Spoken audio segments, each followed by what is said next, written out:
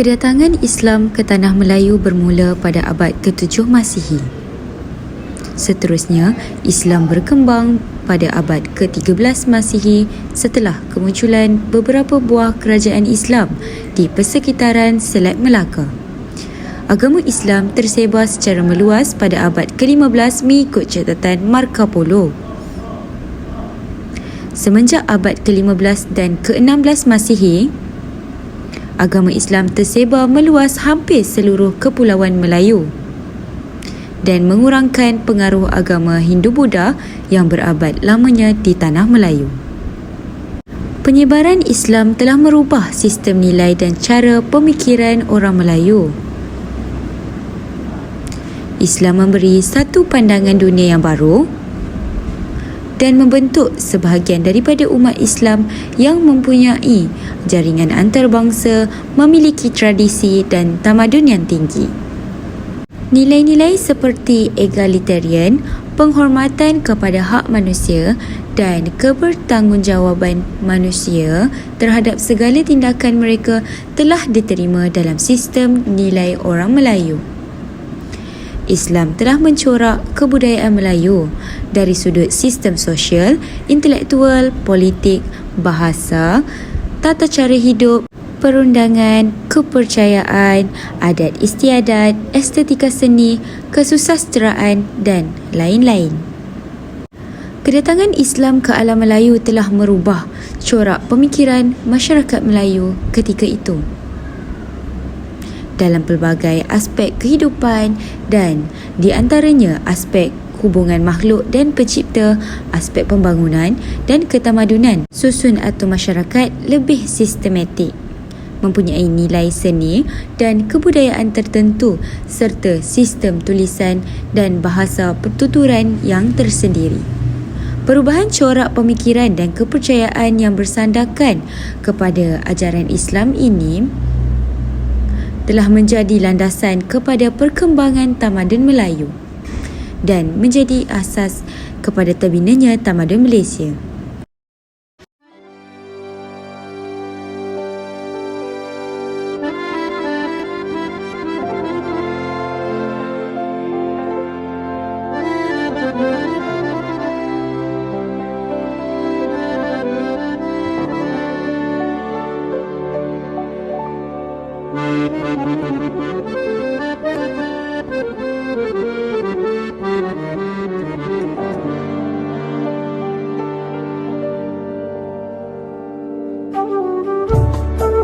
Sosio-budaya merupakan salah satu pengaruh yang paling ketara dalam kebudayaan Islam. Budaya Arab telah mempengaruhi budaya Melayu dalam aspek kesenian seperti seni tulisan, ukiran, seni bina dan seni persembahan. Destinasi pertama yang dituju adalah Muzium Perak di Taiping. Hai, Assalamualaikum. Hari ini saya berada di Muzium Perak di Taiping. Jadi kita akan tengok pengaruh Arab yang ada di dalam Muzium Taiping. Jom!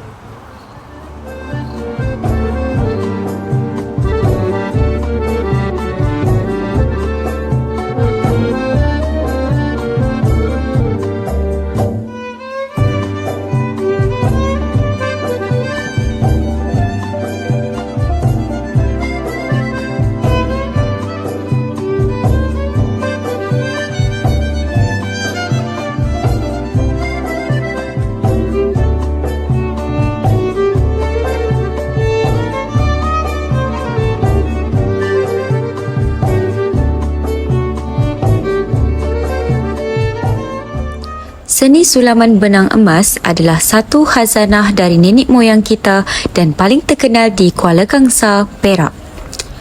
Asal-usul dan perkembangan seni tekad secara langsung dikaitkan dengan penggunaan pakaian dan kelengkapan keluarga raja-raja. Seni tekad yang berasal dari India dan China dengan ragam hias motif menampakkan pengaruh Arab telah wujud serta berkembang di istana. Pengaruh Arab dari aspek seni muzik yang terdapat pada alat-alat muzik. Perkataan rebana berasal daripada dua perkataan Arab iaitu rab bermakna pukulan dan na bermakna kami. Paluan rebana Perak diketuai oleh seorang peningkah diikuti dengan penyelang dan penalu. Kebiasaannya ahli sesebuah kumpulan terdiri daripada satu.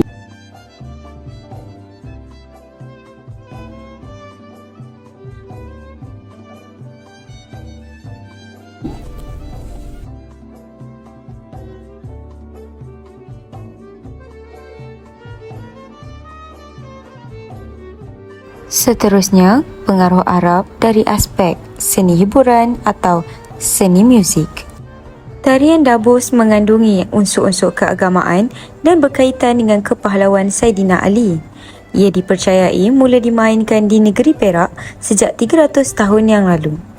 Satu pendapat mengatakan ianya dipercayai dibawa masuk ke Perak oleh Ahmad Mahyudin yang berasal dari Parsi, Baghdad sekitar tahun 1885.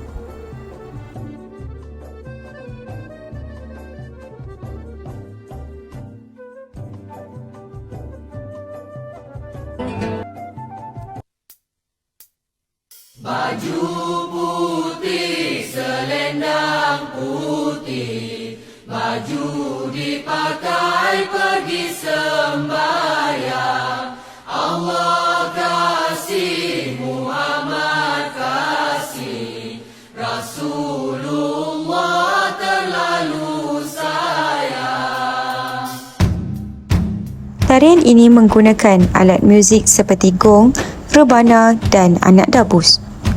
Biasanya ia dipersembahkan oleh 4 hingga 5 orang yang memegang anak dabus yang digunakan untuk menikam bahagian tangan mereka sambil menari. Tarian ini terkenal di daerah Kuala Kangsar, Kampung Gajah dan Bagan Datuk, Hilir Perak.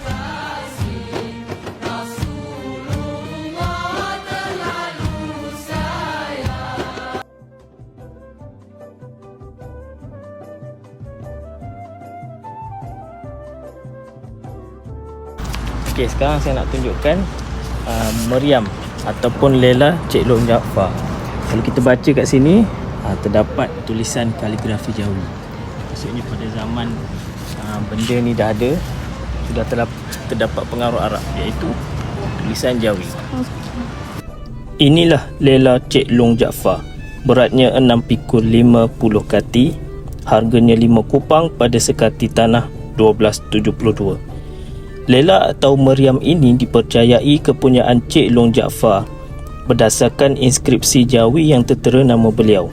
Meriam ini diperbuat daripada besi mampat melalui proses tuangan dan dipercayai berasal dari negeri Patani Darussalam. Lela ini biasanya ditempatkan pada sudut kubu yang berperanan melengkapkan benteng pertahanan dan perlindungan daripada serangan musuh.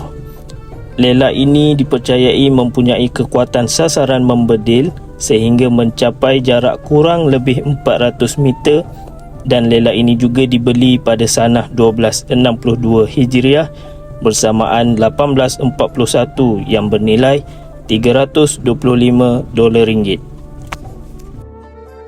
Destinasi kedua yang akan dituju adalah Masjid Ubudiah, Kuala Kangsar.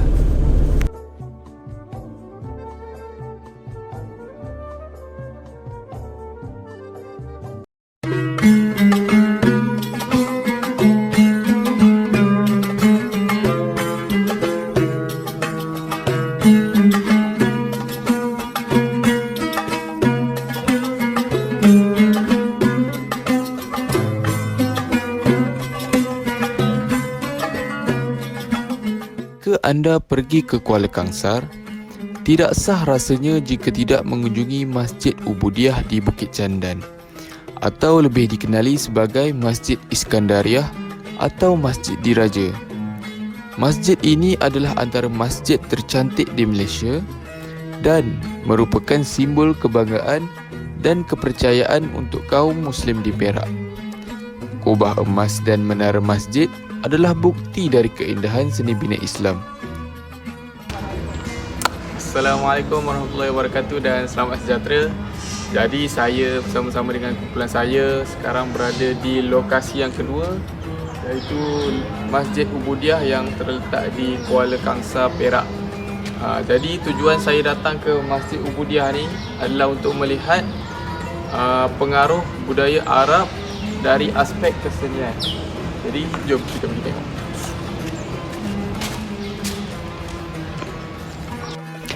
Masjid Ubudiah dirasmikan pembukaannya oleh Sultan Abdul Jalil Karamatullah Shah pada tahun 1917.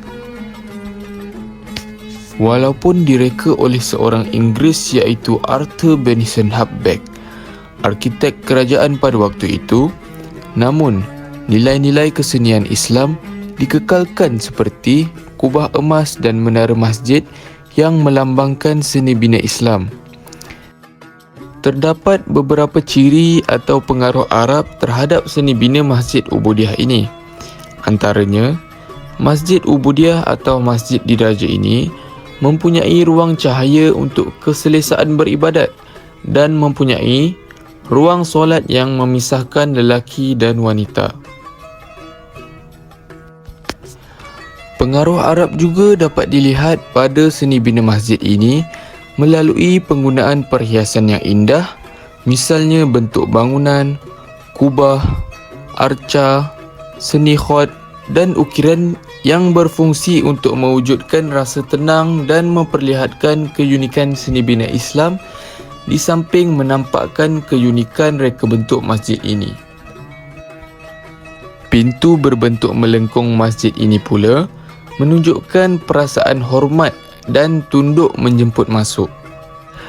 Antara sumbangan pengaruh Arab kepada seni bina Masjid Ubudiah ini ialah melalui pembinaan menara, mihrab dan mimbar. Bentuk dinding masjid ini memperlihatkan sebuah bangunan berkubah induk besar di tengahnya serta dikelilingi dengan 4 buah anjung yang mengandungi sebuah kubah pada pertengahan setiap anjung, 8 buah menara induk dan 16 menara apit. Demikianlah sebuah dokumentari pengaruh Arab atau pengaruh Islam dalam tamadun Melayu.